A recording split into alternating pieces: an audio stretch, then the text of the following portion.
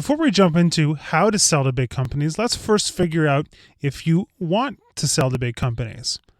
At one point or another, everybody dreams of landing that huge whale of a client, the one that delivers millions of dollars each year to your company, the one that can change your life forever.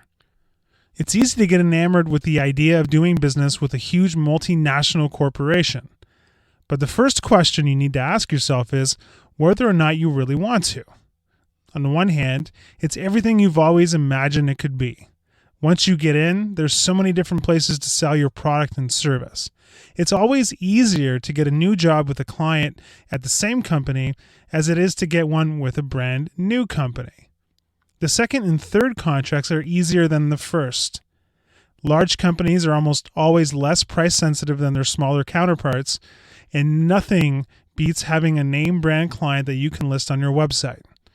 In short, large businesses can help your business grow exponentially and profitably. On the other hand, there are downsides to working with them as well. When there's a financial pressure from Wall Street analysts, everything can come to a grinding halt. Budgets get frozen, and there are cuts across the board. The same thing can happen if there's a new team leader. Sometimes they can be slow to pay, which could put a serious damper on any growth plans that you have. And finally, there will be a constant stress trying to keep these customers happy, because they will usually account for a large portion of your revenues. But if you think the pros outweigh the cons, and they almost always do, it's time to start thinking about how to break your way into your first big sale. Step number 1, break large companies into bite-sized chunks. Almost every large company is broken down into smaller business units that operate independently. Unless you're a very large business yourself, there's no way you're going to be doing work for the entire company, at least not for the foreseeable future. Take GE, for instance. It has annual revenues in excess of $150 billion, has 300,000 employees worldwide, and if you break it down one step, you see that there are actually 6 companies, each of which has multiple divisions, each of which operates like its own company with their own functional areas like marketing, IT, and HR. Trying to get into the marketing department at Biosciences division of GE Healthcare seems a lot less daunting than trying to get into GE as a whole. The easiest way to get into a big company is through one of its functional areas, for a number of reasons. For instance, you can find out the decision maker's name, you can conduct due diligence without being overwhelmed, you can figure out where the problems and gaps might be in their operation, and you can implement a customized getting in strategy. Step number 2, employ the land and expand strategy. The best way to do a lot of business with a large company is to do a little bit of business with them today. Konrath calls this the foot in the door strategy, and other people call this the land and expand strategy. The temptation is to try to sell a very large project to the company because you know that they can afford it, and who knows when you'll have this opportunity again. However, the best approach is to find one small piece of business that you can leverage into a multi-year relationship. The only way to do this is to do a great job on that first assignment and continue to look for ways that you can help your customer improve their operations. Step number 3, find your most effective focal point. Once you're committed to the land and expand strategy, you need to determine how to execute it. Instead of picking a random solution on your end and trying to sell it, look for a very specific business problem that you know you can help them solve.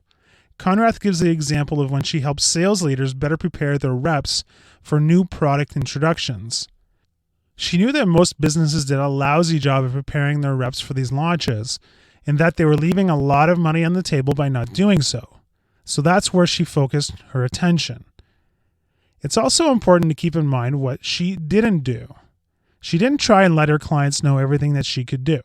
For that period of time, she was their product launch guru, and that was it.